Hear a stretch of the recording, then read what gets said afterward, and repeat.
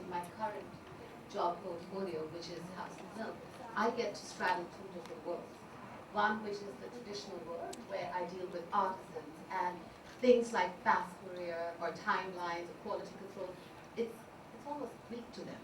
On the other hand, I have New Age, where I have to create a 360-degree experiential brand, which should be available on the palm of your hand. So you are seeing changes happening, but they are vastly different in both the worlds. But I also find that people need to reach out to all the government funds that are being created. The government is doing stuff to encourage women entrepreneurs. There's a fantastic tax haven that they have created, which is 3 years that you don't need to pay tax if you are a woman entrepreneur. Corporates are changing their policies. They are the maternity leave, the sabbaticals that they take, they're creating creches. So NGOs are reaching out, creating funds, and trying to encourage women to work. We're far.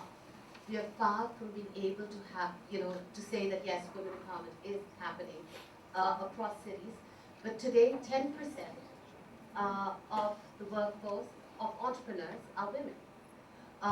S&P report, the index says, the S&P 500 index says that the women, there are 14.2% women in corporates. All of these are significantly higher than what it was. So you are seeing the change happening. And I believe that that's encouraging.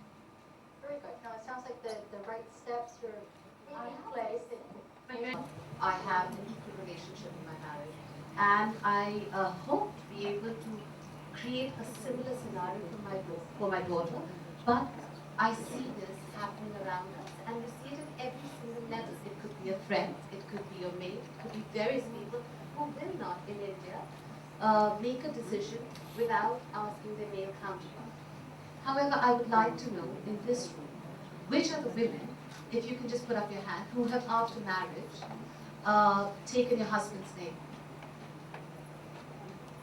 I'd like to also now ask the women who have kept their maiden name and taken their husband's name, or the single women who are about to do that.